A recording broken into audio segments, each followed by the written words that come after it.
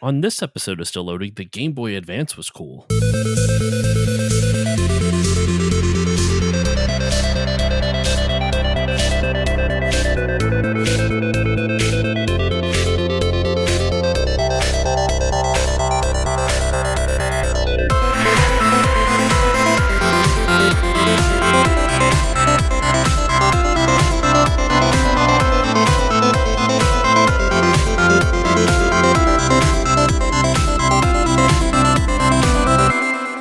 Hello, everyone, and welcome to this new episode of the Still Loading podcast. I'm your host, Josh Koval, and today we are celebrating a big anniversary. It's an anniversary that's making all of us feel incredibly old because 20 years ago this week, close enough, June 11th specifically, so 2 days after this is being released, the Game Boy Advance was released in North America, and it actually came out in March in Japan of that same year.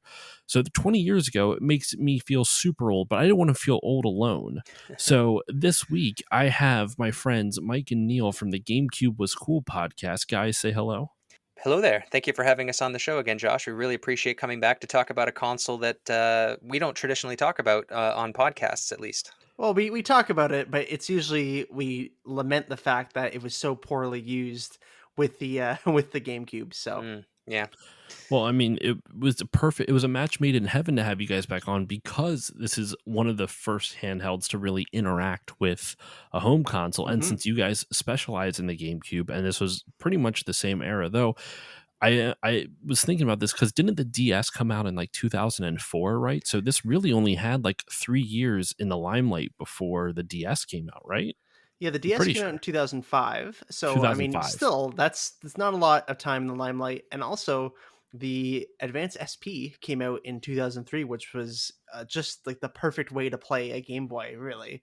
When you had the front light there as well. You didn't have to wait for streetlights to go by to light up your screen when you were playing in the back of the car.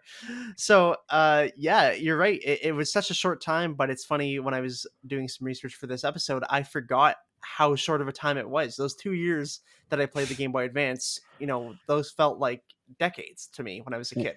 Well, I did just double check. DS did come out in 2004 in North America. So it literally only had like 3.5 years, if that. June 11th, 2001, it was the Game Boy Advance, and November 21st, 2004 was the DS. Yeah, so it did not last long in terms of like the primary Nintendo console. And that's especially strange because leading up to the release of the Game Boy, the Game Boy Advance. Oh my gosh, I'm butchering this. Leading up to the release of the Game Boy Advance, Nintendo only had, for all intents and purposes, one handheld, though people do argue if the Game Boy Color was considered the successor of the Game Boy because it was more powerful. But Nintendo doesn't count that. They count Game Boy and Game Boy Color all together. And that had that Game Boy came out in 89, so you're looking like a 12-year life cycle for that handheld before this came out. So they were like dying to get something out, and they tried our favorite Virtual Boy. That was a thing. Heard that they tried great. that. Oh yeah, every home in America had one. Flawless execution of the Virtual Boy, of course. You laugh. My next door neighbor actually had one, and I played it. Yeah, and I'm really tempted. Like I haven't spoken to them in years, and like even like way before I even started collecting games. So I'm nervous to like the first thing I say to them is like, "Hey, do you guys have that Virtual Boy still?" If you don't want it, I'd be really appreciative of it. If they're still using it to this day, they must be like blind, like laser beams shooting out of their eyes by now. They basically turn into Cyclops from X-Men. Do all wear glasses? Yeah, that's probably why. No. But yeah, but Nintendo was like dying on they were dying to get a new handheld because the Game Boy Advance flopped. Though they did try a couple things. There was a project called Project Atlantis in '96, which was supposed to be the Game Boy Advance predecessor. Did you guys ever hear anything about any of it, about Project Atlantis? I personally have not. So why don't you educate us? We were a little bit too young to like understand what was going on at this time, since Mike and I were both like early 90s. We were born in 93, so like any sort of game news in the mid to late 90s I would have been 7. I wouldn't have paid Yeah. attention to it either. So we're like Like, the exact same age then. So yeah, I like, I was born mean, in '89, so okay, I'm as old as the Game Boy. nice. Actually, it's technically You are slightly the Game older. Boy. You I are am the Game Boy. I am the Game the Game Boy. Boy has become sentient. So Project Atlantis was going to be the original Game Boy successor. It had actually really similar specs to the Game Boy Advance, and they even developed a game for it, and it was just called Mario Castle, but nothing has really been seen or heard. It's more of a rumor than anything. Right. So Atlantis, but the Atlantis's downfall apparently was its size was way too large and it couldn't fit in a standard pocket. Mm. So apparently it was so large. So I mean, and of course, so they were like, well, this doesn't fit in a pocket, so let's make the Virtual Boy. That'll fit, right? That's portable. I still am boggled by that, but the Game Boy Advance, so that didn't work, and so they eventually moved on to the Game Boy Color, which still wasn't backlit. So let's actually talk about the first thing with the Game Boy Advance. I still don't get, why is the original model not backlit? Yeah, that's a great question, and Mhm. it feels like that was kind of done in haste almost. The Game Boy Advance. It's almost whenever I think of the Game Boy Advance, because I see it almost as a precursor to the PSP in terms of this landscapes kind of style, Mm-hmm. especially the way you would hold it. I almost feel like Nintendo got hold of like a prototype that someone was making that was in that sense of having it like controlling it with the L and R buttons on the sides. They were like, okay, we need to make something to kind of combat this, and that was one of my first thoughts. Who knows if that's true? I doubt it is, but it's something to think about. But why wasn't it backlit? I don't know, just rushed, I guess. That's the only thing Well, I can think of. Nintendo always had a history of like backlit handhelds are not that they're not that new. I mean, they were doing it in the late 80s, early 90s Sega with Game Gear was Sega backlit. Game Gear was backlit. The issue was that it took so many batteries and the life of it was like 2 hours, and then Yeah. you've burned through, what was it, 6 AA's or 4 It AA? was like at least 6 AA's, and it 6, burned through it yeah. in like 2 hours. Like that thing just consumed batteries It like was nobody's business. horrible. Yeah, so I think that they wanted to make something that was that could take 2 AA batteries like the Game Boy Color did. I don't think that they wanted to go back to 4 AA's like the original Game Boy took. And like the console had to be less powerful. So, and it also didn't have a rechargeable battery, which the SP eventually did. Yes. So they had to go with something that would be versatile, like the Game Boys are all indestructible, and also have a decent battery life. So to do that, they had to do away with the backlight and Yeah. But keep. what's Mhm. weird though is that they had other backlit handhelds. The Game Boy Light was a Japan exclusive Game Mhm. Boy that was backlit, and it came out a couple of years prior. But to your point, you are correct. It was the like Nintendo always has this thing where they like it's Gunpei Yokoi's, rest in peace, Gunpei Yokoi's philosophy of uh forget it, lateral thinking through withered technology, I think was like the Mm. gist of his philosophy, where they would take older technology and find new ways to use it and make it fun and engaging. So like the Game Boy was that. The Game Boy used really old hardware by comparison. Like we said, the Game Gear was backlit. Mhm. It was full color. Game Boy only had 4 shades of green. Like it was, that's Mhm. always been their philosophy. I mean, the virtual, not the Virtual Boy, I keep getting that in my head, the Game and Watches, that was using the same technology as LCD calculators, which was primitive for the time they came out. Yeah. So And that hasn't gone away either. Like the Wii, I think famously is as powerful as a PS2, and the Switch even is as powerful as the original Xbox One. So they're always running on older hardware on the inside, and mhm. they do a good job of making fun games. Like even though, like you said, the Game Boy was running on ancient hardware, even in 1989, they had the 4 shades of green. Uh, you brought up Project Atlantis, which was set to come out in 1996. I imagine that it would have had Pokemon not have taken off the way that it did. That bought the Game Boy like another decade Yes. of time. Yes. So Yes, a they hundred probably percent. yeah, so they probably took a lot of what they had going with Project Atlantis and carried it over to the Game Boy Advance. It just bought Yep. them an extra 4 years of dev time. But unfortunately, in that time, they did not have the backlight for it. And that was not a huge letdown, but I remember thinking, like, when I got the Game Boy Advance, it was like, man, I still have to play this under a lamp. It's okay. I had a worm light, so. Oh yeah, I eventually got one of those too. But actually, later on, when we get to the listener memories section, I took a poll on Instagram, and I got a bunch of listener memories. I screenshotted everything, so I'm going to bring those up now before I forget for later on. sure. So, but I will read those at the end of the episode. But just kind of putting that in my mind now. Cool. But no, you're right. They like that, and that was one of the memories though, that playing under that worm light of having to, or like you mentioned before, like waiting for street lamps to pass as you're driving in the car at night. Kids won't understand these days. Well, No. this week in preparation for the episode, I dug out my indigo purple Game Boy Advance just to see, because when I play Game Boy Advance games, it's either on my Game Boy Advance player on the GameCube, or I'll download or I'll buy the games off of the Wii U shop, believe it or not. Because that's the only place they actually have a virtual console for. That's the only place you can buy them in 2021, which is bonkers to me. But I wanted to dig out my Game Boy Advance just to see, like, I heard a lot of YouTube reviews like, oh, the backlight, there's no, it's very dim, it's very dull, you can't tell what's going on. And I was just like, it can't be that bad. Like, I played this thing for a few years and I couldn't see what was going on for the life of me. Even under a lamp, it was like, how did we manage? There are some games, I remember listening to Retronauts, and they were talking about there are some games that seem to design their colors and their sprites around that limitation of the Game Boy Advance, how it wasn't backlit, so they were automatically brighter. So when you did get the backlit Game Boy Advance, those colors were super bright to the point it was obnoxious. So it was kind of like this weird thing. I wish I had a specific example. For some reason in my head, I'm thinking one of the Castlevanias, but I honestly can't remember which game they were talking about at all. So it just, I mean, that it's a weird limitation to start out with, but the Game Boy, what it lacked in terms of backlit capacity, in terms of lights and whatnot, it made up for the fact it was essentially a portable Super Nintendo. And it's funny if you look, and I'm going to I'll read them off a little bit later, but the list of the top selling Game Boy Advance games, you can pretty much guess the top 2 or 3.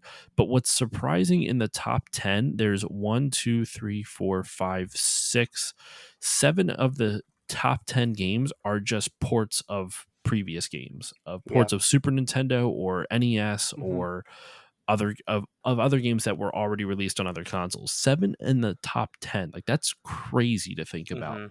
And so I was going to say, it's funny I guess we can kind of move into our memories of the Game Boy Advance, because for me, I always thought that, when I was a kid, I always thought that those games were exclusive to the Game Boy Advance. I had no idea that Super Mario World existed on another console. I just, assumed World was exclusive for the Game Boy Advance, and that was it. I got to play it here, and it wasn't probably until I was maybe a teenager that I found out that it was actually on the SNES, because I never owned one.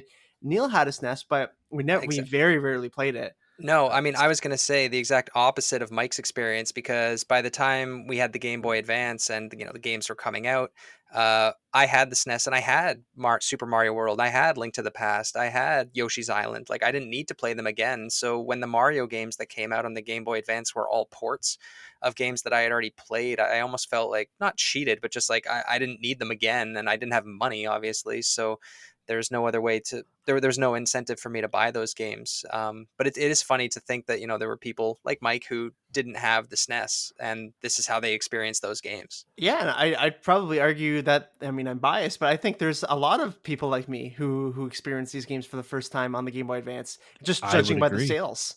There's 100%. And it's interesting because if you look at all those top selling, if you really think about it, there wasn't an exclusive Mario game for the Game Boy Advance. The Game Boy had the Super Mario Land series, which had then turned into the Wario Land series.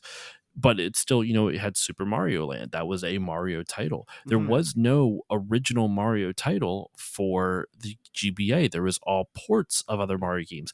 Now, they did do some interesting things with some of the ports, and I don't want to get into this too far, but at least as a reference for a future part of the conversation, the e-reader for the Game Boy Advance, did you guys ever heard of the e-reader?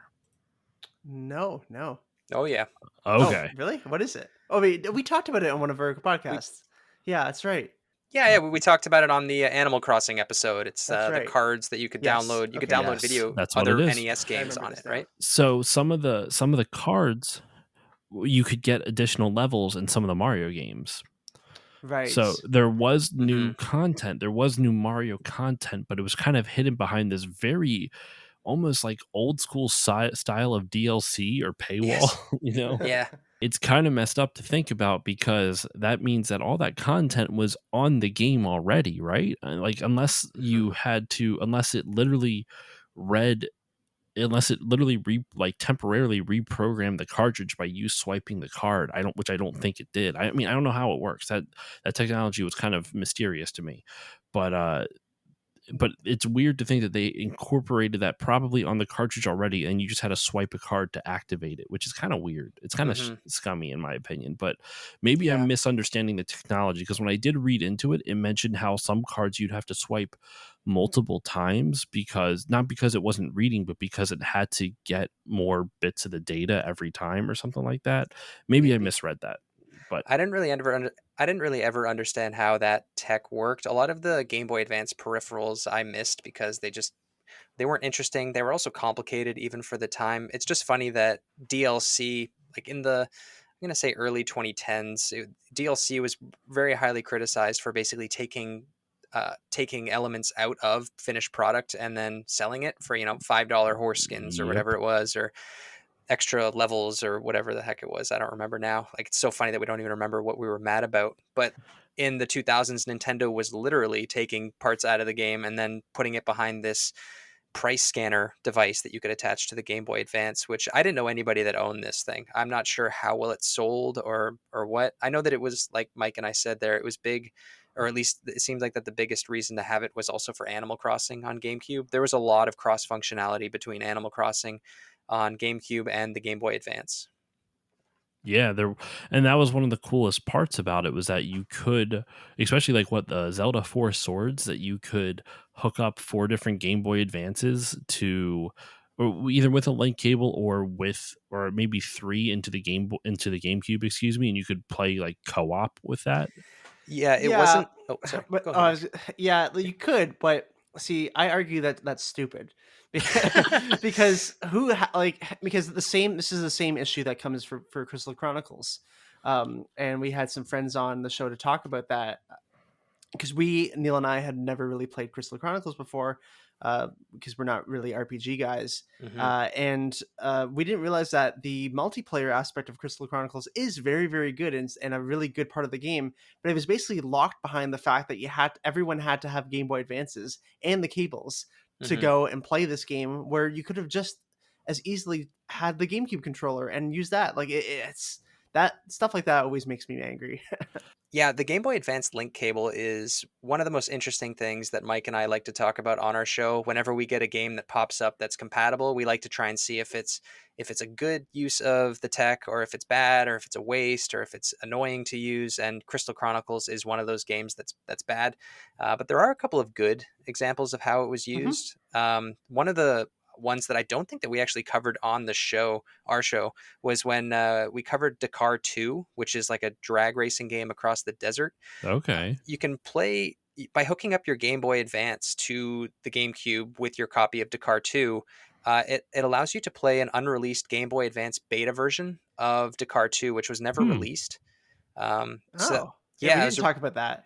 no, yeah, I know. I found it out because I was just like looking up more games that were compatible with the link cable, which there were about 70 games, I believe, that worked simultaneously with the GameCube and the Game Boy Advance. Oh wow. We yeah, we did mention, like, on our Metroid Prime episode, that you can hook it up with your copy of Metroid Fusion on Game Boy Advance to unlock special suits, as well as an emulation of Metroid Prime, or sorry, as well as an emulation of Metroid, the NES version. So just like a few examples like that, there were some really good uses of it. It's just those were few and far between. The ones that were just like transferring data between two games, like all the sports games were basically like trading cards back and forth, which we've talked about, which was just like, why bother? Yeah. I mean, because if you think back to the Crystal Chronicles thing, the barrier for entry was so expensive. Like, a controller was what? Like, if let's say we go by modern prices, I don't know what they were back in the day, but modern prices of like 50, 60, $70 or whatever. Like, that's $70 per person to get into that. Versus back then, you would have to spend a couple hundred. Like what? I mean, actually, what was the GBA at launch? Even I didn't even look that up. I probably should have. The original Game Boy Advance was $100 US. That's what I have here on So Wikipedia. it's $100 at launch per person, plus a link cable per person, plus the adapter to connect them all. Yep. Plus a GameCube, and then plus the copy of Crystal Chronicles. So yeah, it's huge. It's terrible. Yeah. Just a big oversight in my opinion for that. And I wish that they did make up for it a bit with the Game Boy Advance player on the GameCube, which is probably one of the best things that Nintendo has ever done. Yes. And I wish that they would do more stuff like that, because that was so. And I remember when it came out, it was, maybe I'm misremembering it, but I remember there wasn't a lot of fanfare or anything about it. It's just like, oh, look, we just made this peripheral, like if you want to buy it. And I remember thinking, like, what? Like, this is a thing. This should be like in a parade. Like, everyone should be talking about this. They should be yelling this from the rooftops. You can now just play Game Boy Advance games on your GameCube. Like, I want to see huge. I want to see a whole parade now dedicated to game peripherals. Oh, that would be amazing. That would do Get so Rob well. the Robot. Get the Santa Claus parade out of here. Rob the Robot would be pretty sweet for a parade, parade float. Yeah, like, he's a good parade float. I would totally do it. But no, like the Game Boy Advance, the Game Boy Advance adapter for the GameCube was just such a, like you said, it was such a cool idea. Now it's so expensive. Like the add-on isn't that expensive from what I understand, but the disc is crazy expensive. Yep. And it actually kind of leads me into one of the other cool accessories for this, because I wanted to try this and I found out later that you can't without some hacking. But the Game Boy Advance also had video cartridges, which were these shitty compressed video files on a cartridge. And the reason I even wanted to bring this up is because when I found out about the Game Boy Advance adapter for the GameCube, I wanted to watch one of those movies on it just to see how bad it would look, because it would spread that pixelated mess onto a big screen, right? I kid you not, I have a Game Boy Advance video cartridge of a Shark Tale and Shrek double pack. Of course. Combo pack, both on the same cartridge, which the compression magic that must have been done to fit 2 full movies on that cartridge scares me. Wait, it's the full movie? It's not like a short or something? No, it's the full movie. Wow. That's insane. I can't even imagine. I'm a designer by trade, and I do video as well, and so I understand the complexities of compression when you're trying to get files down. So I can't even understand how they would have done that, 20 years ago and managed to fit that on a tiny cartridge. And I am a Shrek admirer by trade, and I don't know, I never even knew about this until now. It's incredible. You know what? To be fair, I have not tried to watch the full movie on a Game Boy Advance. You should do it. One of my things is that I love, just getting off topic on the Game Boys, I love PSP UMDs, and I like to collect I like to try and find weird movies, and I have like the SpongeBob SquarePants movie on UMD. It's the ideal way to watch it. Like, it's the best way. UMD actually has better video like quality than you would expect. Like, I'm not saying it's like, HD, but it's a lot better than you would expect. Better than you would think for a handheld console. Yeah. For something back in 2005, but the Game Boy Advance player was so not ahead of its time, because they did something like this on the Super Nintendo as well. They had the Game Boy player, so it wasn't completely new, but it was left behind with the N64. There was no way to play anything else other than N64 games on that console. In the US, they had an adapter in Japan. Yeah. Oh, okay. I don't think we ever got that here. At least I've never seen anything like that around here. But my parents, or my mom, I guess, was probably the one that went to Zeller's or whatever it was to get my GameCube for my birthday, and I got it with the Game Boy Advance player. So whoever was on shift that day knew what they were talking about with games, because they probably asked her, like, does your son have a Game Boy? Does he have a Game Boy Advance? Which I did, and they would have said, like, oh, he can play all of his games using this, and that's probably how it went down. I can picture it.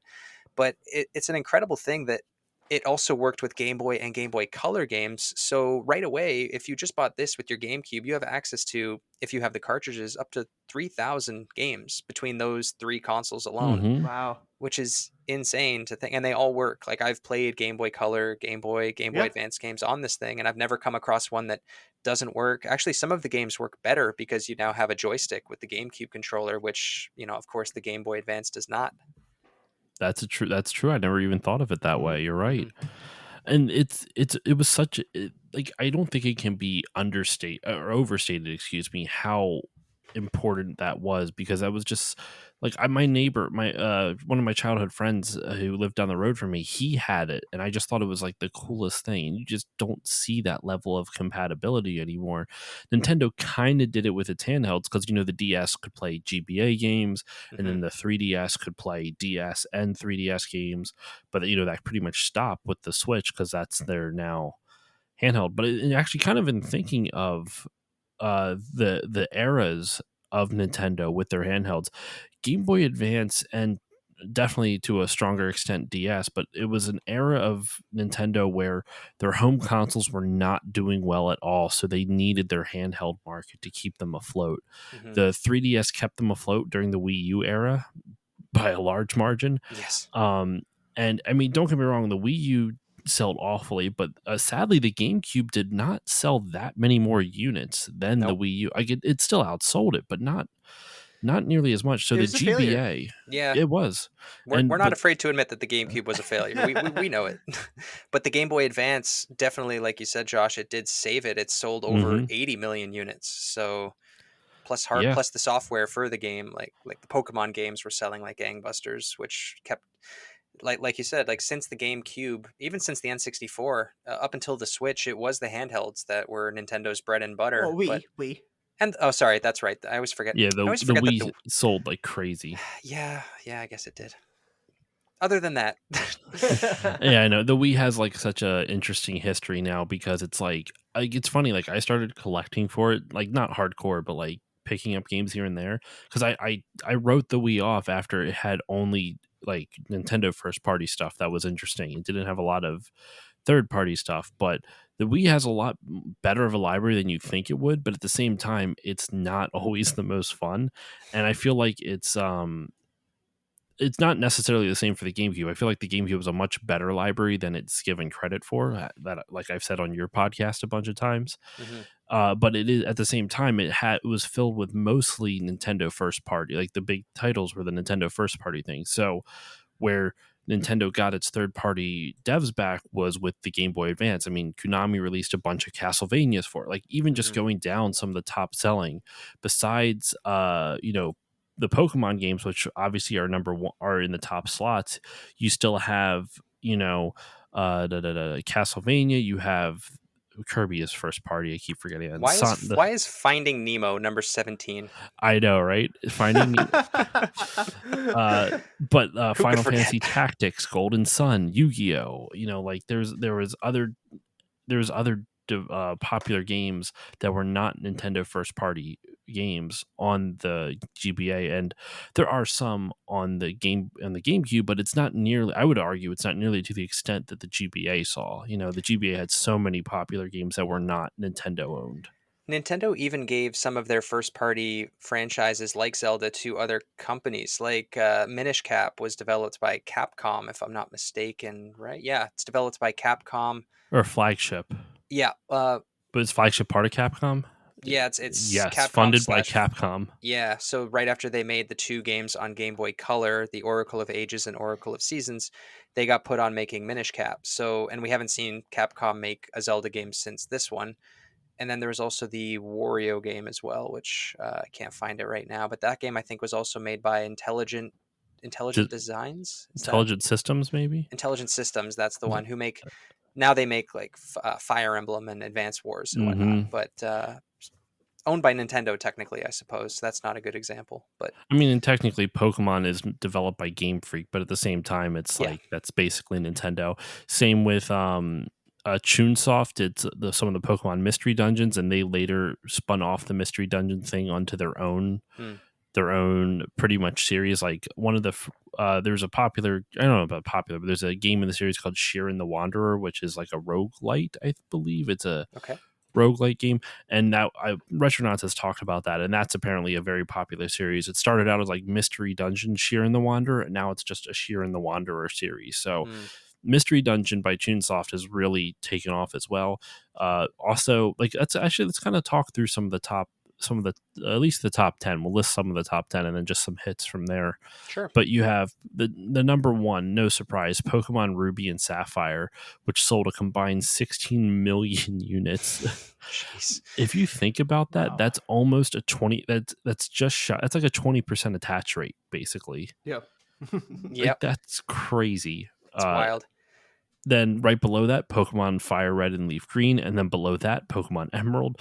So between those three Pokemon games, you're looking at what, 35 million copies. Wow. Yeah. Sold of just Pokemon games, which is almost half of, like, if you think of just Pokemon in general, that means like almost a 50% attach rate. Like, that's crazy.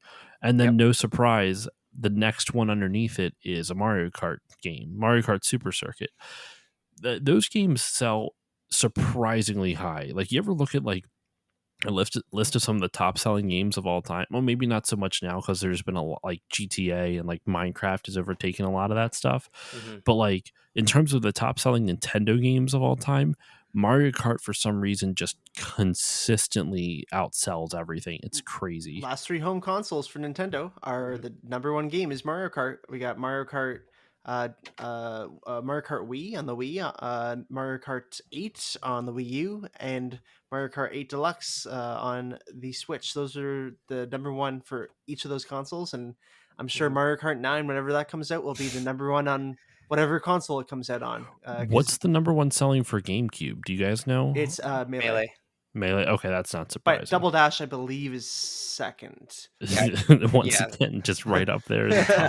It's 5 million sounds kind of low for a Mario Kart game, just considering it's at least by today's standards, like that's 5 out of 80 million Game Boy Advances. Whereas right now with the Switch, we see 85 million Switches and 35 million copies of Mario Kart 8. So that's almost, again, like 40% roughly. That's crazy. This is only like less than 10%. Hey, Animal Crossing is nipping at its heels. So yeah.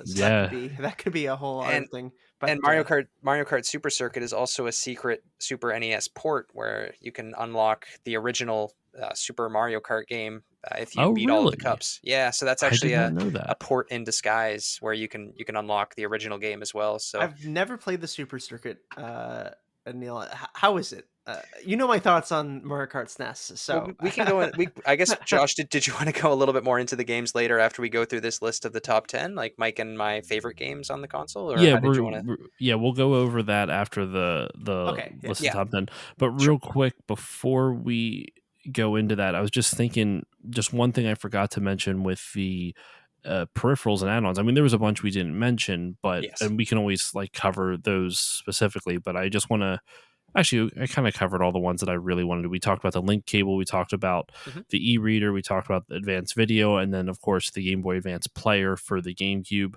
There was also a wireless adapter, which I thought was kind of cool, where you could basically replace the link cable. You could just do everything wirelessly. The two ones I wanted to bring up. One, this was never released, but they apparently originally wanted the Game Boy Advance to be able to connect to a phone, so the phone could act as a sort of a hotspot for the Game Boy Advance, and they could connect the phone. They could connect it to the phone and download and play games or play multiplayer with other people, and also read emails. Like that was an original plan for it. It obviously never came to fruition. But Game that Boy was Advance Engage. Pretty much. I'm very happy that I can die without ever reading an email on my Game Boy Advance, because that sounds like hell to me.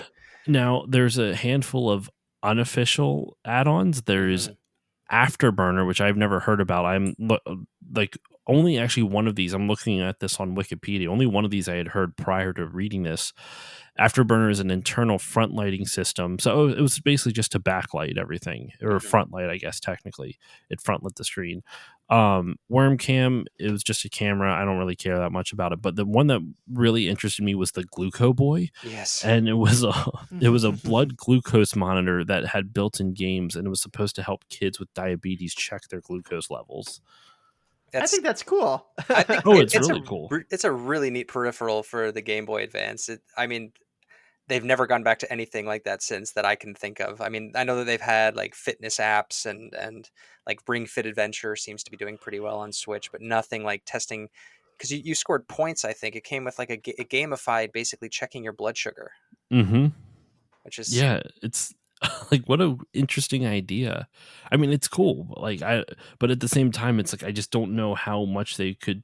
I guess they were considering, like, the company that made this, I guess they were thinking like this is going to go to hospitals or something. Sure. Because I can't picture anyone at home using this for home use. No. But anyway, I just wanted to touch on those real quick before we moved on, before we abandoned that part of I should say abandoned, but before we moved on from that part of the episode. But okay, no, so the top 10, we already mentioned the top 3 are Pokemon Ruby, Sapphire, Pokemon Red, Green, Leaf Green. Sorry, Fire, Red, Leaf Green. Red, Green, Leaf Green. Yeah, that's a thing. And then Pokemon Emerald. And then number 4, Mario Kart Super Circuit. And then it comes with the others, like I said, 7 out of the top 10 are re-releases. You have Super Mario World, Super Mario Advance 2, Super Mario Advance, Super Mario Advance 4, which is actually just Super Mario Bros. 3. They didn't really check with anybody on naming these games at all. Can we talk about that for a second? I want to talk about that for a hot second here. So I actually have 3 of the 4 Super Mario Advance games with me. I got the cases, the boxes right here. Mm-hmm. And yeah, I'm looking at it. So yeah, Super Mario World, and then underneath Super Mario Advance 2. I remember as a kid asking my parents where number 1 was. I vividly remember that. And then I remember getting very confused when I got Super Mario 3 and it was Super Mario Advance 4. Like, what is this? Microsoft naming these things? Like, I don't understand. And Yoshi's Island, for some reason, was Super Mario Advance 3. They just threw that in there, even though it wasn't part of that series. It's so weird because the original Super Mario Advance was actually Super Mario Bros. 2. Yes. Super Mario Advance 2 was Super Mario World, which they technically skipped 3, but then they brought 3 back 2 games later. Yes, that's right. But where does the confusion lie? It seems all normal to me right now. Yoshi's Island, which is technically Super Mario World 2, is Super Mario Advance 3. Correct. Which kind of makes sense, because if Super Mario Advance 2 was actually Super Mario World, then Super Mario Advance 3 would be Yoshi's Island, because that was considered Mario World 2 in the States. But why do you need to name them? There's no reason. Why were they named? Just do what you did with the others and just name it the same game. Just put it on there. They did it fine with the Zelda remake, luckily. Yeah, this was I just feel like someone in Nintendo had too much time on their hands. Or not enough. It's either or not enough. It's like, you know what, guys? I think this is a good idea. Everyone good with this? Yeah. Yep. Apparently. It doesn't make any sense. And then after that, you have Namco Museum at number 8, and then Pac-Man Collection at number 9, and obviously number 10 is Yoshi's Island, Super Mario Advance 3. But we're not going to rehash that whole thing again. Yeah, that's fine. No. I would like to take this time though and read one of the back of the cases here. Ooh, go for it. Which one should I read of the Super Mario Advances? How about you read it, Mike, and we'll try and guess which one it was. Okay. I like that. Oh, before you go, for new listeners, this is something that Mike and Neil do on their podcast, where they read the back of the case for every GameCube game that they cover on the show. So let's dive into this one. Let's guess which back of the case we're talking about here. One of Mario's greatest adventures is in your hands. Bowser and his crew of cruel Koopalings have taken over Dinosaur Island. But luckily, Mario and Luigi are up from some Koopa kicking. As they ride Yoshi, search for P-switches, find secret paths, blast fireballs, and soar skyward with the cape, they'll need to use every trick in the Plumber Handbook. Dino Rhinos, Charging Chucks, and a host of unforgettable enemies await in one of the Mario Bros. Biggest and most challenging adventures ever. And I know it. there's little yes. Would you like to guess? Do you want to go? Do you want to go, Neil? Sure, it's Super Mario Advance. No, it's Super Mario Advance 2, Super Mario World. Yeah. See, this is the problem. I forgot that. Yeah, you're right. I Super knew Mario World is the the game here with the great name or great subtitle of Super Mario Advance 2. But Neil, don't worry, you can get linked using a single game pack, link up to 4 players and play the timeless Mario Bros. Arcade game. You can even connect with Super Mario Advance game packs for multi-pack madness. Is this a different one? No, this is the same one. This is the same one. Okay. The bullet point. The fun doesn't stop with just Super Mario World. That's apparently what I'm learning here. That's what you're learning here. Multiplayer games require a Game Boy Advance game link cable sold separately. Interesting that Namco Museum was in like the top 8. Was that the 8th one? What was on this? Yeah, I mean, that's like in the GameCube. The Sonic Gems collection, I believe, is in the top 10, which is kind of funny in that respect too, because I guess back then there wasn't really a good way to play any of these games. You couldn't really play them on the internet. Like there wasn't a good I guess a good area for it. You had to go to an arcade to play a lot of these old Namco games. I suppose so. Yeah. I didn't realize there was that big of a market for them, but here we are. I mean, well, Namco, if you think about it, this came out when did the Namco Museum come out? Which June one? It 11th, 2001. Really? Yeah. I see. Oh, that's the 50th. Hold on. I'm looking at the wrong one. That's interesting because there's another one that came out later on. It's their 50th anniversary. I can't see. I'm on the page for Namco Museum, and I was trying to see if I could find. What video game franchise would have a 50th anniversary in the early 2000s? Were video games around in the 50s? Well, I mean, if you think about 50th came out in 2005, so that'd be 65. But it's Namco's 50th anniversary, not necessarily the game's of the 50th company. Anniversary. Yeah, because Namco actually stands for Nakamura Manufacturing Company. And it was originally a amusement company. Like they would make like amusements for the top of department stores in Japan and stuff like that. Neat. So there's a little fun fact for you. I think that Namco Museum is also on GameCube, and I believe it's like the same game basically. Yeah, we haven't covered that one yet. Okay, I actually see it. So I found it finally. It took me a little bit because it's just there's Namco Museum 64 and then Namco Museum for the GBA that had apparently Pac-Man was not in the GBA version, so that's weird. But Miss Pac-Man, Galaga, Galaxian, Pole Position, and Dig Dug were all on the Game Boy Advance version. Well, they took Pac-Man out and gave him his own collection, and then they took the number 9 spot of the highest selling Game Boy Advance games. That's what they did. There you go. And it's funny though, the people who developed it, Mass Media Games, only reason I even recognize their name is they did the ports of the original Jak and Daxter games to the PS3 for the HD remakes. Oh, nice. Interesting. Yeah, they also did Mass Media is on here for GameCube as well, also making that the Namco Museum on here. They also made Shrek Super Party. Yes, the best-selling game for the Cube, obviously. Who could forget? Apparently, they also made the Bible game for the PS2. So nice. There's something. But anyway, so we have that's the top 10. What are some of your guys' Game Boy Advance memories, though? Mike, did you want me to go first? I got the Game Boy Advance first, so I got the Game Boy Advance first. How is that possible? You got the SP. I got the Game Boy Advance. I had first. both. Oh, well, maybe Josh got it first. Who actually got it first? No, I didn't. I didn't actually have. So this is one of the reasons I'm glad you guys are on is because I didn't have a Game Boy Advance growing up. I didn't get one till years later. Handheld gaming for the longest time has been a blind spot in my game memories and game nostalgia. Because like I have a lot of memories of Pokemon because friends had it and I wanted it desperately, but I didn't have a Game Boy until years later. And that's pretty much the only thing. Once I did get my own handhelds like GBA or Game Boy, that's all I really played. I didn't really play any other games. So the Game Boy Advance is, while something I love the console because I like Nintendo handhelds. I know I have so little memories of it. So I'm glad you guys are on it to kind of fill that gap for me. And we're already fighting over who gets to talk about it first. But Mike, you go first. Okay, I'll let you go first. That's fine. Sure. So I first got the Game Boy Advance in December of 2001. I remember getting it. I was very excited, obviously. And for me, I have never before. I guess before the GameCube, I had never gotten any home consoles. So I only grew up with handheld consoles until I was about 10 years old, and that's really all I knew. Because my parents, for whatever reason, didn't want to get me a home console because they're like, "Oh, you have a Game Boy. That's enough," which is fair. I played home consoles at other people's houses, and that was enough for me.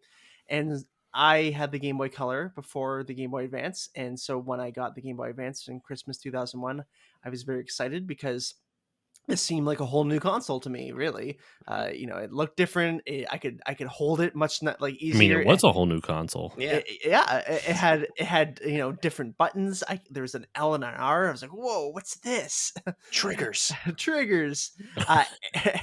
And on my Game Boy Advance, it actually had this Colorado Avalanche skin thing that was on it. That was Weird. almost like a shell, like a metal shell. Okay. I have looked for it online to see where it came from. And I think what happened was I think my dad custom ordered it because he knew someone who did stuff like that. So I think he got him to make me this like special Colorado Avalanche shell. Are you for an the Game Avalanche Boy. fan? I am. Yes. Okay. Yes. I was So like, that's that's why I such did it. I mean, for those who don't know, Mike and Neil are both from Canada, so I was surprised it wasn't one of the Canadian NHL teams. I've always been an Avalanche fan. I think it comes from my dad knew Patrick Raw's brother-in-law, and he got Patrick Raw to sign stuff for me. And so when I was a little Whoa. kid, I had all this Avalanche stuff, and so I was like, okay, I guess I'll like them. Your bedroom was like Avalanche themed for a while. I remember Yes, that. and they were also very good when we were growing up, so that Yes. helps. Yeah. But Well, they're good this year. They're good this year too. So I know. I'm rooting for them for the cup. Oh, thank you. But yeah, so I for a while just assumed that everyone had everyone had Colorado Avalanche Game Boys. You don't have this? But I probably played the Game Boy Advance more than anything else I've ever owned. I think that was probably the peak period of me just playing games. I played it for every single road trip. It was like my best friend in the back of the car for sure. I'm an only child. I didn't have siblings, and so I got to play this a lot in car rides and other things that we did. Never had to fight anyone for it, so that helped. And my memories of it, like I said earlier, were playing all these SNES games. I mostly just had SNES games for it. I'm looking at right now. I have my Yoshi's Island, my Super Mario World, and Super Mario Bros 3, as well as a couple of other licensed games like the SpongeBob SquarePants movie game. Great game. Which is a great game. And I also had, I don't have the boxes anymore, but I did have Pokemon Ruby. I mean, that's worth a lot of money. That sucks. It's gone. Who knows where that is? But I did have Pokemon Ruby, and I played that to death as well. So Game Boy Advance honestly might be one of my favorite consoles, if not my favorite, even though I only had the Game Boy Advance, the original Game Boy Advance, for 2 years, because I was lucky and grateful enough to get the Game Boy Advance SP in 2003 for Christmas when that came out. So I remember also getting that and being like, whoa, a backlight. the world opened up for me. And Neil, I actually gave my Game Boy Advance SP to Neil years later, who then in turn gave it to our friend John, and so it's still being used today, and I'm really happy about that.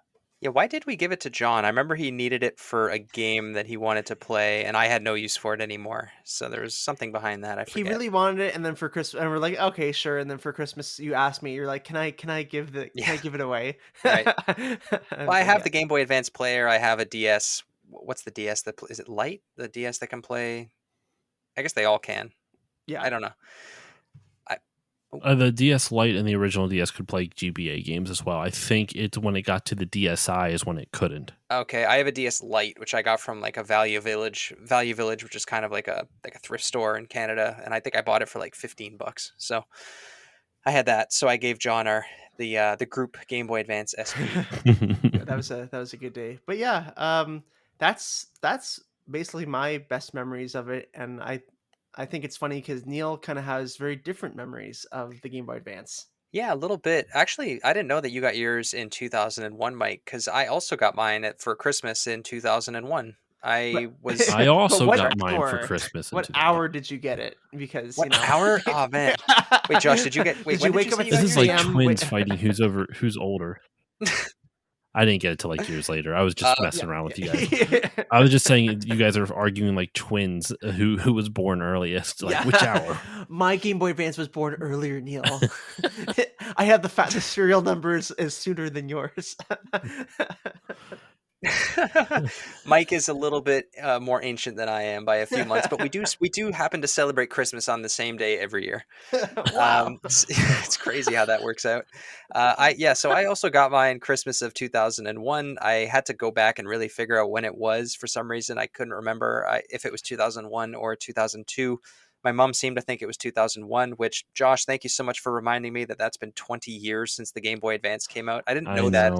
I didn't know that until you asked us to come on this show. I was like, geez, this year, for some reason, time just feels weird. I think it's because it's been 20 years Mike and I have been friends, 10 years since we graduated high school. It's just feeling like time is passing us by, which is depressing. But I did get the You've been watching too much Bo Burnham. I've been watching way too much Bo Burnham. Yeah. So I got the indigo purple Game Boy Advance for Christmas in 2001. I got it with F-Zero Maximum Velocity, which was the first time I'd ever seen an F-Zero game before, because I didn't have the Super Nintendo version of it.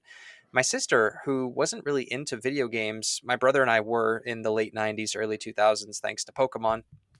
She never had a Game Boy Color or a Game Boy, so I think this was my parents finally giving her something to do. I am not an only child. I have siblings, and for all the young listeners out there was a time when households had one damn TV, and if your dad was watching the Habs game or if your brother was playing something on the N64, you had nothing to do because there was no internet and there was no secondary TV. So you had your Game Boy, or in this case, the Game Boy Advance, luckily.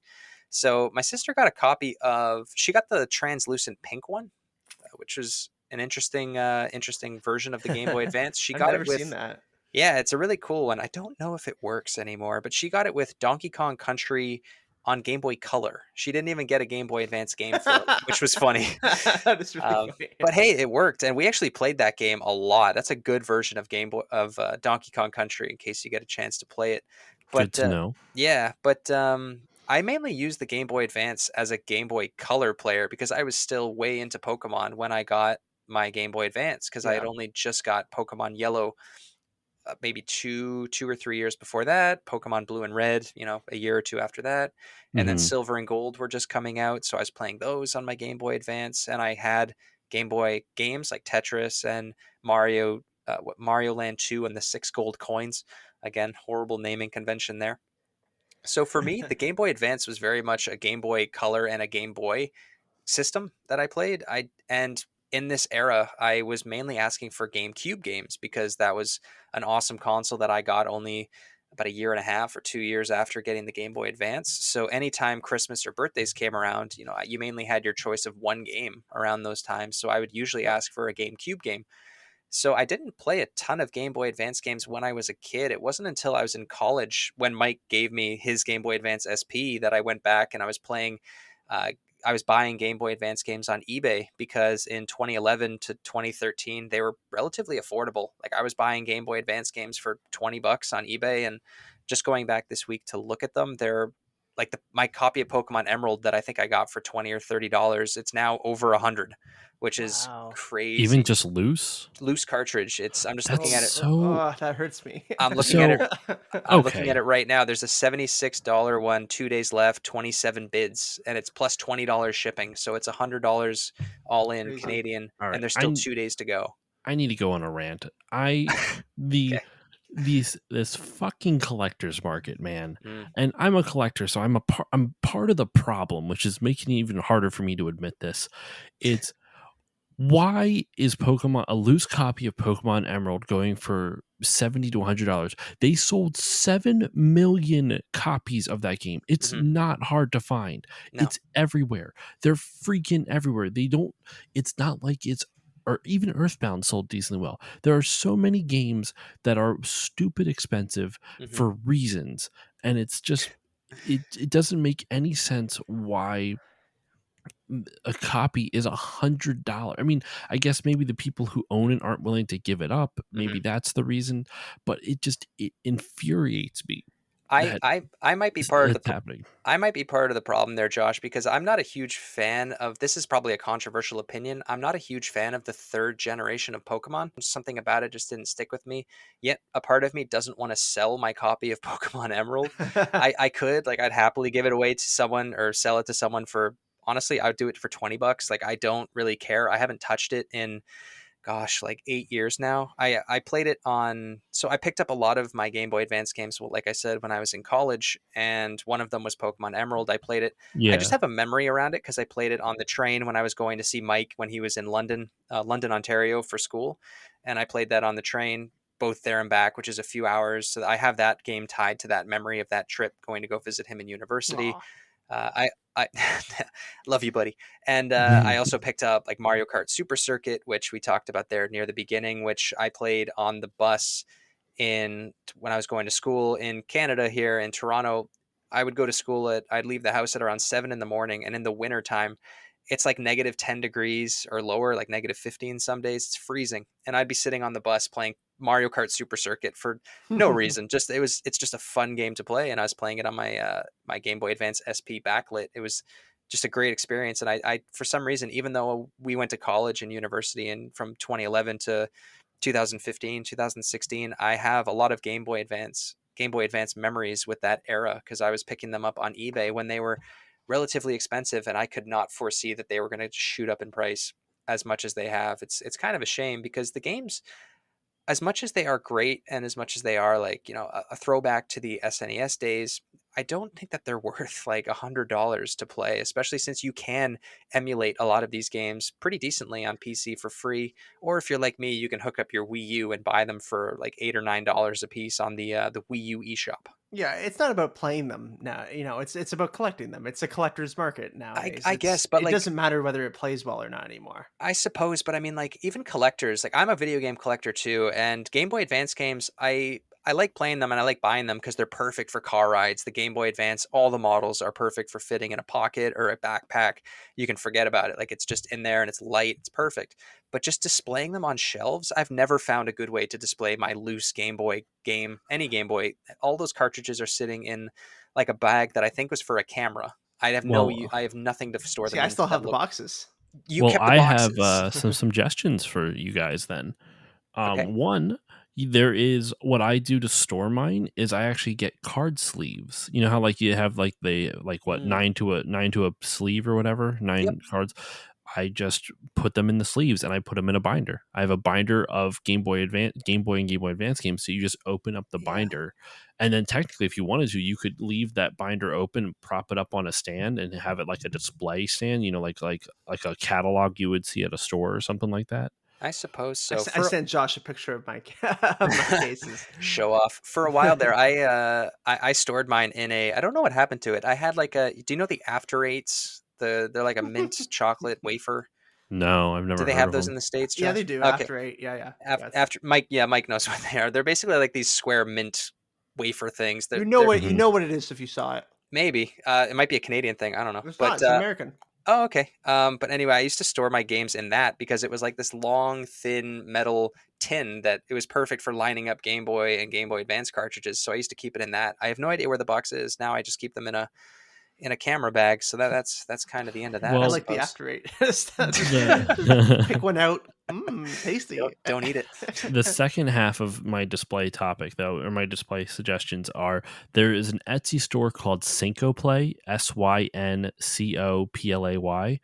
and they sell 3D printed game display stands. So you can buy them for they have handheld ones, which I have tested with Game Boy and Game Boy Advance games. It works. They have ones for NES, Super Nintendo, Genesis. They even have display stands for like games for like cased or for cases instead of just cartridges, so you could like display your game cases and stuff like that. Mm. It's relatively affordable. It's uh, it's in between. It depends on what your budget is because it's like 10-12 bucks a stand, but you can store like 6 games on the stand. Like it's like a tiered thing. It's like a steps. That's Is the not best too way I bad. can describe it. That's not too bad. I can send you a picture of it. And actually, if you look on my Instagram, there is in some of my recent photos, you can see like the games are tiered in some of them. Like specifically, I posted a picture almost a week ago of Wario Land, of the Super Mario Land games. Mhm. The way all the Game Boy Advance, the way all the Game Boy games are displayed is on that stand, so you can see them all at once. It's a pretty nice display. One of the things that I really like, or one of the ways that I really like Game Boy Advance games displayed, is that the DS cases actually have Game Boy Advance, like a little slot for Game Boy Advance games, which was a weird design choice Yes, for the DS. yes. But Yeah. I've seen people, they've taken the sleeves out of whatever Hannah Montana DS game was in there before, and they've printed out the Game Boy Advance game case labels so that it looks good on Mm. a shelf there. So you're basically putting your Game Boy Advance games into a plastic sleeve, which those look really good on shelves too. I guess I could look into that as well, but I always wondered why they did that. I love that they did because it was very Mhm. useful for me. Yeah, But yeah, it's almost like the GameCube cases with having the memory card holder. exactly, Yeah. I mean, exactly. PS2 had that too. It had a memory card holder for it as well. Um, so real quick, actually, are there any other memories that you still had? Did I cut you off at all? No, no. I mean, I have a ton of memories around certain games, but that's kind of in a nutshell, me getting my Game Boy Advance, which you guys said was cut short by the DS. Mine was actually more or less cut short by the PSP. I got that in 2005 when it came out. So once I got the PSP, that was it for my Game Boy Advance. I put it away forever until the college days. I only played GameCube and PSP for most of my junior high and high school career. Well, what's crazy is the Game Boy Advance was supported by Nintendo up until 2010. So even though the Jeez. DS came out in 2004, it didn't like the Game Boy Advance didn't get discontinued till to May 15th, 2010, and that's in North America. It actually got discontinued sooner in Japan in 2006, and in the PAL regions it was discontinued in 2008. But in North America it lasted for almost a full 10 years. I mean, that's a good long life cycle, especially considering the DS had been out for almost 6 years at the Hmm. time of it being discontinued in North America. So the console had legs for a good long while, especially like I just read here in North America. But anyway, so I'm going to read off some listener memories. Uh, I'll start off with this one. BDoc511 on Instagram said that getting the spiral light attachment so he could play at night and on car rides, which that's the one I referenced at the beginning of the episode. So I figured I'd The start warm off with that light. one. Hmm. Uh, my Mbinsta face, Mbitsta underscore These are face, some good Yeah, keep them usernames. coming. Was the first one Beat Off 511? BDoc, BDoc. Oh.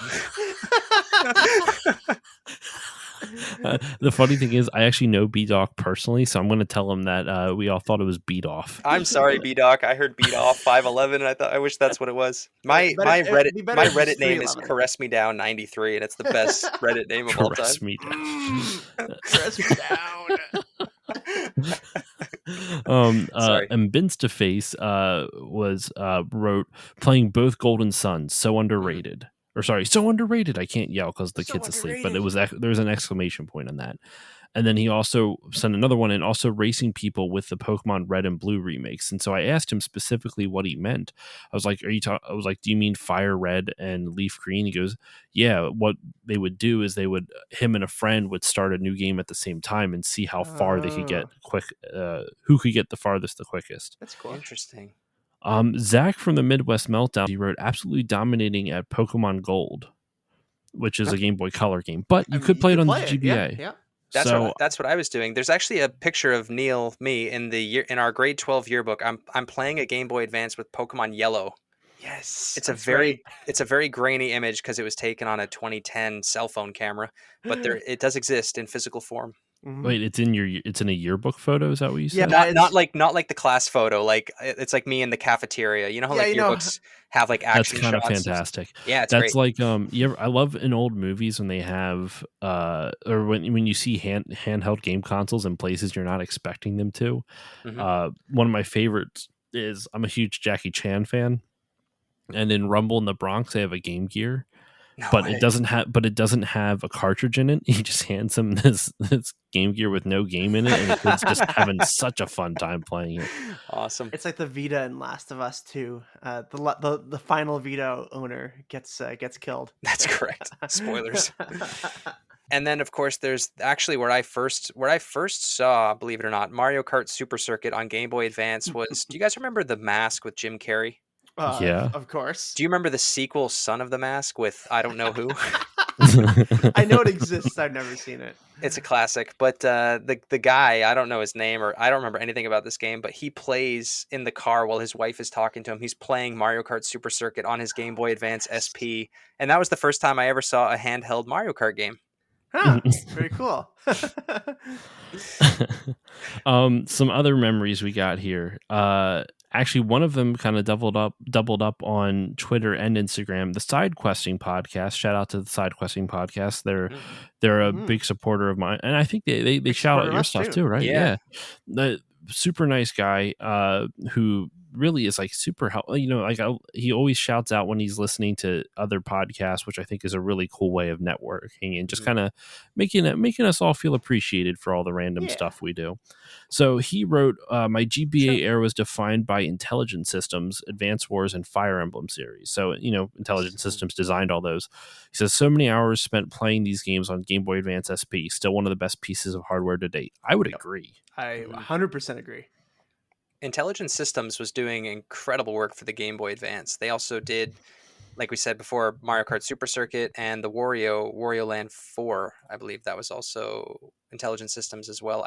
I don't know why I keep thinking that was Intelligent Systems. I'm pretty sure it was, but let me look into that. I'm pretty sure Wario Land 4 wasn't. That was Nintendo R&D 1, but I wouldn't be surprised if Intelligent Systems didn't do another Wario game. Yeah, I think they did, but let me just try and find it here. Well, while you're looking that up, and speaking of Wario Land, another memory, Wario Land 4 was my jam back then. That is from Sensibly Cynical Pod, another friend of the show. So yeah, Wario Land 4 I've not played. I actually played, when I was doing my Mario Month series, I did Super Mario Land 1 through... I did Super Mario Land 1, 2, and 3, and then I also had... Because there was like 5 weeks in March last year, so or 5 Sundays, because that's when I released. So I did Super Mario Land 1 through 3 and then Wario Land 2 and 3, because Super Mario Land 3 is actually Wario Land 1. Yep. Because once again, Nintendo's being winners with their naming schemes. Of course. Excellent. Knocking it out of the park with their naming of those Wario Land games. So brilliantly done. I actually played Wario Land 4, and I was thinking Intelligent Systems, they made the WarioWare games, so you guys were right. Okay, right. There we go. Yeah. But still along the lines with Wario, Kaufman Blaine on Instagram, playing Wario Land 4 religiously and developing anxiety because of that MF and race back to the start of the game. Yes. I get back to the start of that and it cuts off. So I'm assuming the game. I don't know. No, the start of the level. The way that the game works is that what you do is that you get to the end of the level, you get the gem or whatever it is that you were doing the level for. You sort of hit a switch, and then there's a countdown. And if you don't get to the end of the level, you have to go back to the start, basically. And if you don't get back to the end, you die or you lose your treasure that you collected. So it is like, it's like a bomb about to go off. It's very tense. To every single level ends like that. It's a very interesting idea, actually. And then he sent Kaufman Blaine also sent another one, the oh shit moment when he realized Kingdom Hearts Chain of Memories wasn't actually a side game. True. Kingdom Hearts is the only series that makes you think that there's games that are just, off to the side, not important, but nope, every single one of them is important. What was the one on Game Boy Advance called? I'm trying to remember now. There's Chain of Memories. Thank you, Chain of Memories. Yeah. Okay. I think the only one that's somewhat not important is the there was one for the DS, not 358/2, but it's the other one. I can't remember it off the top of my head, but isn't there like ones for like the Flash games almost, like these PC games? They were. It was. There was a series of mobile games only in Japan for Kingdom Hearts. It was episodic, right? And they released them in North America under the DS game, which I have, and I just can't remember the name of it now. I'm trying to read it. Recoded. That's what it's called. Kingdom Hearts Recoded, and that was the re-release of those games. There's a game that I've been dying to get my hands on, and it's next level impossible. There's a Ratchet and Clank game called Going Mobile. Yes. And it was released for mobile phones back in the early 2000s. And there's no way for me to play it. I can't, like, I don't even know if there's video on YouTube of it. To be fair, I don't remember looking for it, but it, like, I want that game so bad. Even though I know there's no physical release, I want that game because I'm a huge Ratchet and Clank fan, and I have no idea how to get it. And like, no one knows about it either. I've heard of it. I've never seen anything like it because in 2005, the only mobile game people were playing was Snake or Brick Breaker on their phones. Yep. No one was playing mobile games on their phones yet. I mean, at least in North America. In Japan, like mobile phones were, like pretty much like almost like what we have here, but it was like all on flip phones, which is interesting. Mm-hmm. I'm actually gonna I'm on YouTube right now. Ratchet and Clank Going Mobile. Do they have it? I think, Josh, if you go hunt down a Nokia Razr flip phone and then go onto the shop if it's still alive and try and find it for how you might have to buy a prepaid card or whatever it was and have some fun. So I actually did find a full playthrough of it. Someone has a full 100% walkthrough that was released 6 months ago. Wow. On YouTube. That's kind of fantastic. But Brilliant. All right. So then we also have from TJ Hodder on Instagram, friend of the show, host of the Hodder Show, also a fellow Canadian of you guys. Ooh. We are also Canadian. Fire Emblem and Golden Sun were some of his memories, or the ones he listed. Cool. And then Sleepy Kid on Instagram sent me two. Remember going through dozens of batteries to stay up all night to play with the floodlight on? Yep. And he also writes, when he was a kid, he brought the e-reader to Red Lobster. That is fantastic. That is so good. Did you get like a bonus level in Mario if you brought your e-reader to a Red Lobster and scanned the menu? Right? What? I mean, it just I think it just had to be one of those things like, when you're a kid and you have a handheld console, you want to bring like 60 games because you don't know which one you're going to want to play. I don't know about you, but that's how I was. Sure. I feel like it's a similar mentality. It's like, well, I got to bring my e-reader because it allows me to play new stuff in Mario. I got to have it, What if the dinner is slow getting to our table tonight? Right. So I have a few more. I have 3 more total, and these are from Twitter. Open World Show, a video game podcast on Twitter, wrote, they remember Pokemon Ruby blowing their tiny child mind because they played the original Game Boy games, and Pokemon Ruby grew to be their favorite one. And then they have a GIF of Jeff Goldblum with the mind blown animation. Yeah, that would be a huge leap forward, I guess, if you didn't play the Silver and Gold before that, because those were in color. At least the Pokemon had a little bit more movement to them. If your first game was blue and then you jumped to Ruby, I can see why that would be a decent leap. Oh, I had a larger leap myself. I played Pokemon Blue and Red, and the next one I played was Pokemon X and Y for the 3DS. Jeez. Oh my God. I still have not played any of the ones in between. I've tinkered with Gold and Silver. Everyone's favorite is Gold and Silver. And I joked about it before, but like for some reason as a kid, the fact that there was a time, like there was actually like a time system and there was like a time of day. I understand now it's meant to, literally be like, all right, different Pokemon come out at night versus the day. And it means nothing other than just the trying to determine the cycle of Pokemon and whatnot. But as a kid, I was like, well, what if I'm missing something? Because it makes you set a date too, I think. So I was like, well, if I set it to the wrong time, I'm going to miss something. And the anxiety, for some reason, as a kid, it just tweaked an anxiety. And I think that's where my anxiety started. I'm very sorry that Pokemon Gold and Silver hurt you like that. I know, right? Then Mr. Chivalry on Twitter, driving home on road trips at night using the insane light to see the screen because they weren't backlit yet. Yep. Mm-hmm. And then following up, the SP was a godsend. Yep. Yes, it was. There's a trend I'm noticing. And the final one, Online Warriors podcast, friend of the show, they took their GBA everywhere, had a little Pokemon carrying pack for all their game carts and the GBA itself, plus the upgrade to the SP felt so futuristic. It was nice and slim until I decked it out with my accessories, the screen magnifier / light combo, 3 game switcher, etc. were bulky. There's actually, if you want a funny video, there's a YouTuber I'm friends with named Game Dave. He's been on the show twice. He has a Game Boy Advance accessories video, and Ooh, let me tell you, there's some wild stuff out there. Sweet. Yeah, there was a ton of different things out there. I made a joke, I think it was on our show, or I can't remember when or where I said it, but it was like people listening to us talk about like Game Boy and Game Boy Advance lights must have thought that it was just dark all the time when we were kids. Like, why did we always have to light our screens? But you don't understand. If you were inside, even under regular fluorescent lights, you couldn't see what was going on. It had to Yep. be like, it might as well have been pitch dark all the time. And the screens were like, our eyesight is, probably better off because we're always looking through magnifying glasses. I don't know, but it's funny how often we talk about just a light for our consoles to play Pokemon in the car.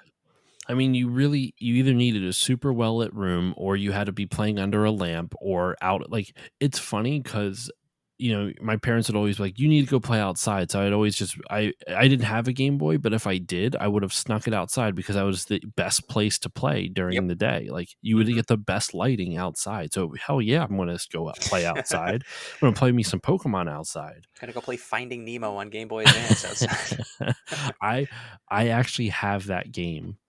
I'm serious. So when my wife and I, when we started dating, she's not into games. I've said this before, but they keep finding like random video games up in their attic. I think they're all tapped out now, but I've got a bunch of like 360 games that they just had in a box up in the attic, and I don't know where they got it. They don't even know where they got it from. So they had that, and then my wife had a bunch of Game Boy and Game Boy Advance games from when she was a kid, because she did get a Game Boy on a family trip that they were in Florida for a while due to this. That's another story that's not podcast relevant, but they so she got a Game Boy, and then she would play like Mary Kate and Ashley and other stuff like that. So that's also where she ended up getting, I don't know about that, but she ended up getting Finding Nemo later on with the GBA. So I also have Cat in the Hat. Sweet. Which I have not tried. I haven't tried any of those. There were so many licensed games on Game Boy Advance, and so much shovelware. Oh yeah, but that's what I love about it, is that like these games for the most part were only on Game Boy Advance. Like since that there wasn't like another handheld console out yet. I mean, there were, but like they weren't getting any of these games. Like there was no PSP yet. Sega was done. I'm trying to think what else there was. The Wonder Swan still kicking, or we love talking about the Gizmondo. I don't think any of those. I don't think any of these games were there, but like technically almost every single Game Boy Advance game is a Game Boy Advance exclusive, because it wasn't like there were PC and console versions of certain games like Sonic and whatever else, but they were different. They were 3D, or they had a different story. They were made by a different development team. Some of them were published by different companies as well. So the Game Boy Advance was almost a completely it almost had all exclusives, is what I'm trying to say, which is weird. Yeah, because and even, I mean, with the exception of the ports, of course, but they did modify those ports. But also, ports of classic games, I should say. Mm-hmm. But there were ports of, like you mentioned, like a specific example. I interviewed one of the writers for Rocket Power on the podcast back in December. Ooh. Oh, cool. And so I asked him if he had any hand in writing the games. He said no, which I wasn't surprised by, but I literally was just like, I want to talk to someone cool. There's Rocket Power games. He didn't work in it, but he worked on the show. So you know what? I'll do that. Even though it has nothing to do with the games, I'll still talk to that guy. It was fun. But doing research for it, there is a game called Rocket Power Beach Bandits, and the GameCube version of it is very different than the Game Boy Advance version. The Game Boy Advance version is a side-scrolling platformer, right? And the GameCube one is a 3D, like open world-ish platformer. Yep. It's interesting. Yeah, we covered that in our Nickelodeon episode. Yeah. Oh, there we go. Yeah. That game was horrible.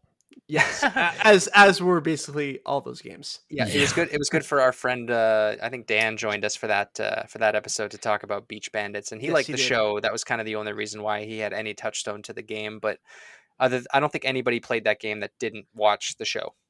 Yeah. Well, what's funny is when I asked, it's Andy McElfresh, who was the writer for the show that I had on. I asked him, did you work for the game? Because the writing credits just mentioned like Klasky Chupo, which was the creators of Rocket Power, and he goes, "No, I didn't." I'm like, "Okay, well, no." If I was like, "Oh, I said, okay, well, thank God, because the story is awful. And he goes, really? And I tell him the story about how it's like this evil like CEO steals all the sand off of the beaches and they have to go get it back. He's like, and his exact words, like so blunt, just goes, that's stupid. Oh man. You have validation. Oh my gosh, right?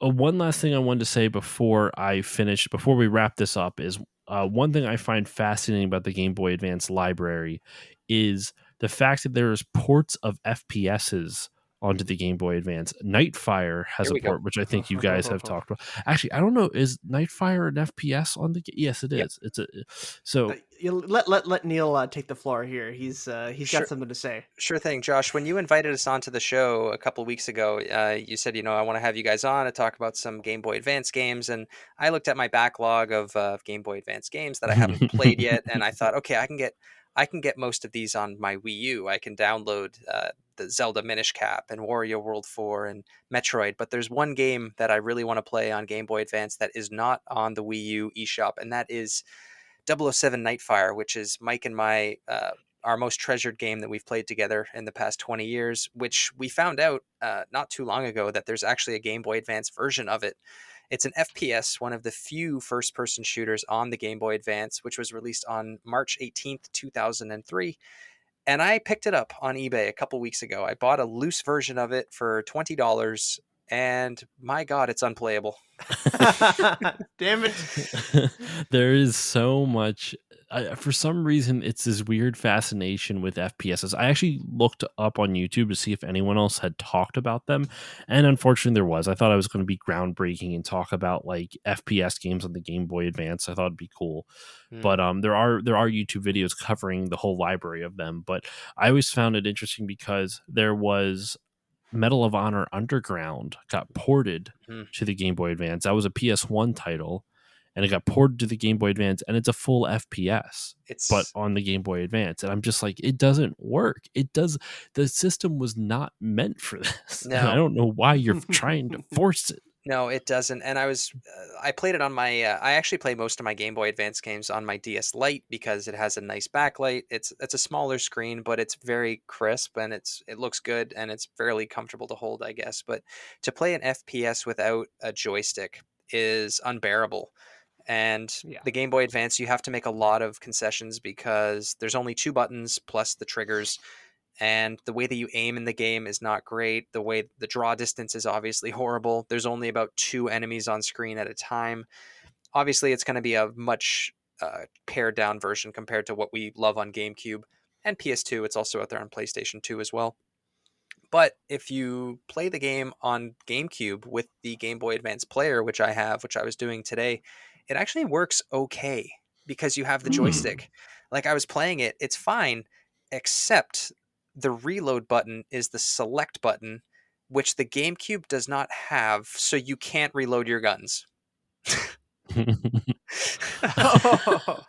Oh my God, that's hilarious. So you can aim far easier since you don't have to hold down. You still have to hold down L and R and then move around to aim, but which is a lot easier than holding a Game Boy Advance. However, you cannot reload your weapons, which is a pain in the butt. That is so ridiculous. I kind of want to do that now. All right. Are there any final thoughts on the Game Boy Advance as we wrap this episode up? Any last words on the console from you guys? Neil, wanna go first? Yeah, I mean, I've always had a weird relationship with the Game Boy Advance. I got it when I was really big on GameCube, and then the PSP cut it short for me. So I really want to try and spend a bit of time in the next few years diving back into the Game Boy Advance to play some of the classics that I missed. Like I said up front, I really want to play the Metroid games on there. I didn't play the Advance Wars games. The Castlevania games look like a lot of fun. So it's a massive library, and I was just thinking about it in comparison to the other Nintendo handhelds, because a lot of people out there, we like to rank Nintendo games, Nintendo hardware, and this one ranks pretty high in terms of my handheld Nintendo consoles. Like I love the 3DS, but I think I'd have to go with the Game Boy Advance as being like my favorite, pound for pound hardware. It's got all that backwards compatibility with 3,000 games or something like that, and it feels good to hold. The games are great. They're all 2D, which I love 2D games. Like they're easier to understand for me. So I really hope that the prices for the games go down a little bit so I can go back and collect a few. But a really great piece of hardware for the 6th generation of consoles. It was, sorry. It was the last time we ever heard the Game Boy name, which was huge from, like you said, Josh, from 1989 to 2010. Now we went over to 3DS, DS, and now Switch. So it's got a big history in Nintendo, big part of Nintendo's history that I don't think should ever be forgotten. Well, and what's crazy is at the time it was like Nintendo, when the DS came out, their original plan was the Game Boy Advance was not going to go, it was not meant to be the successor to the Game Boy. That's right. They were meant to have, it was because the DS was called the third pillar. The whole idea of their like philosophy, I guess, was that the GameCube was one pillar, the Game Boy line was another pillar, and then the DS line would be another pillar.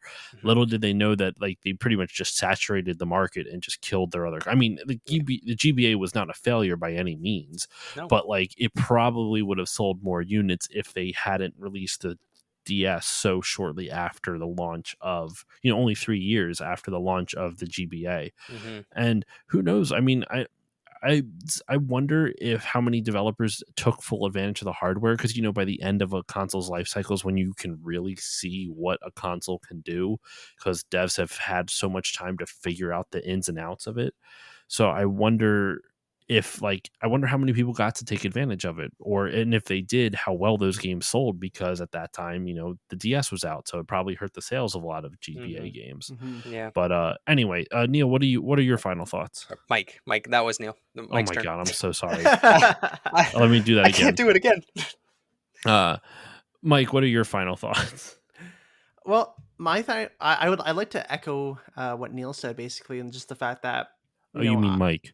Yes. Sorry, no, go finish what you're saying. I like to echo what Neil says in the sense of just I wish I had gotten an opportunity to play more GBA games. I think I only owned maybe 6 GBA games because like him, I played a lot of my Game Boy and Game Boy Color games on the GBA, and the only games I played were Pokemon, Mario, and then a couple of licensed games. So I'd love to go into some Metroid games, like you said, Neil, Advance Wars as well. That world would be very interesting to me to kind of just pick up and play, because it is such a good console, especially the SP. Like, playing the Game Boy Advance today is good, but if you have the opportunity to go get a Game Boy Advance somewhere, I would just get the SP, because it's just such a better way to play those games. It really is the way they were meant to be played. But yeah, I love the console. I have some of the most fond memories ever playing it, and I think it was my real step in towards gaming as a hobby, and something that I really like to do, and I have a huge passion for. I think before the Game Boy Advance, of just playing Pokemon really on my Game Boy Color, and I had Space Invaders on the Game Boy Color. Again, thought that game was only for Game Boy, but yeah, it helped introduce me, and I'm sure tons of other kids, to all these amazing Super Nintendo titles like Super Mario World, which is arguably one of my favorite games of all time, and I try and go back to it once a year because it's just such a perfect game. And now I can play that on the Switch Online, which is nice. At least I can play one thing from the GBA on there. But yeah, I love the Game Boy Advance, and thanks for having us on, Josh. No problem, guys. And like I said at the beginning of the episode, for me, my final thoughts, I don't have a lot of nostalgia for it, but I will say, kind of from a outsider's perspective, is the Game Boy Advance just symbolizes a time when they could continue 2D game development when everyone was moving 3D. And it was the last bastion of good 2D game design for years, until the indie space kind of rebranded and kind of took that over. And there was stuff on the DS, but the DS wasn't just 2D game design. It was a lot more experimental. But so like the GBA was the last bastion of that for a solid decade or so. And then, of course there was stuff that was released after, but by and large it was the last bastion of it. So from an outsider's perspective, the console just it fascinates me, and it makes me happy that it exists because there's just so many cool things out for it. Just one of the things that got me into video game history is the bizarre peripherals and the bizarre add-ons that consoles have, and the GBA is chock full of them. Mhm. Yes. And so when I see stuff like that, it just makes me happy it exists because it of the weird stuff that Nintendo tried with it, and some other outside companies, like the Gluco Boy and whatnot. But it makes me happy that stuff was at least tried. And so the GBA it propped Nintendo up when it needed it during the GameCube era, and it kind of helped usher into the DS era, kept the company afloat. And I think that's its honestly, I think that's its its lasting impact on the gaming industry, is that it kept Nintendo afloat while it was struggling with the GameCube. So I think that's my final thoughts on the console. But anyway, that will do it for this episode of the Still Loading Podcast. Mike and Neil, thank you so much for joining me. Where can everybody find you online? Sure. Yeah, I'd love to promote the show whenever possible. Mike and I, we are both the two co-hosts of the GameCube Was Cool podcast. We have new episodes every Thursday on all the major podcast services. We are the #1 GameCube podcast on the internet, and our sole existence is to look back on all 555 North American GameCube games, one by one, sometimes 12 by 12. So far, we've covered about 260 of the total library at the time that this episode goes live. So go back and check us out if you haven't already. We've already covered a ton of games, the big games on the GameCube's library. We've done Melee, Sunshine, Metroid Prime, Wind Waker, of course, Nightfire. That's actually a very popular episode for some reason. James Bond, man. And I told you guys on my first episode, it's one of my favorite games of all time, too. It's a great game. It's a terrific game and a terrific episode as well. Please don't listen to our first episode. Yeah. Start on people are listening to our first episode. Yes, to start on Sunshine's a good one to start on. We recently had our 50th episode that we're very proud of, and we redid the first episode, the launch day of the GameCube. Obviously, great games came out on that day, like Rogue Leader, the great Star Wars game. So check out that episode rather than our first one. For sure, we got to figure out something to do with that episode. But you can check out our website. We have thegamecubewascool.com, or you can follow us on all the social media platforms. We're on Instagram, Twitter, Facebook. We're at the GameCube Pod. And if you want to support our show, you can find us on Patreon. We are The GameCube Was Cool. Every dollar helps us grow the show. But of course, if you don't have the dollar, you can support us for free by leaving us a rating on whatever service you listen to us on. And then you can share the show with friends and family so that we can find a bigger audience. All right. And as for me, you can follow me on Facebook, Twitter, and Instagram at StillLoadingPod on all of them. If you want to support the show, you can do that in a number of ways. Like Mike and Neil said, or I guess it was actually Neil who said all that. But like Neil said, just giving us a rating and review on Apple Podcasts really helps the show out. It helps a lot of people find it, as well as Patreon, patreon.com/StillLoadingPod. Even just $1 a month will help grow the show. And the most important shout out I have is the Bit by Bit Foundation. The Bit by Bit Foundation is a nonprofit organization whose mission is to put video games and video game consoles in the hands of children receiving inpatient care at hospitals. And in fact, at the time of this recording, they just shared a picture of some kids playing with one of their donations, playing one of the Switches they donated to the WVU Medicine Children's Center in West Virginia. So definitely consider donating to them at bitbybitfoundation.org. And that will do it for this episode, for this retrospective of the Game Boy Advance. It's been 20 years, and I feel like we did a solid job. What do you guys think? I feel like we covered this pretty well. Yeah, I think we did the best job we could for a 20-year-old console, and in the time allotted, we went over some memories, went over some facts. I learned some stuff. I'm sure Neil learned some stuff too. Absolutely. I mean, it has a huge library. So, I mean, like we said there at the end, I'd love to dive deeper into it someday and find some hidden gems. And maybe we can even come back. We can collaborate again in the future to talk about some of the games that we didn't get to talk about today. Because there's Game Boy obviously Advance Was Cool podcast. Nope, don't even float that idea out there. Yeah, I don't think you'd want to tackle that. Just looking, there's I was looking at the list of Game Boy Advance games, and there's like 1,500. Nope. Yeah, and a large amount of them are just the re-releases. I believe, looking at it right now, hold on, 1,510 games according to Google.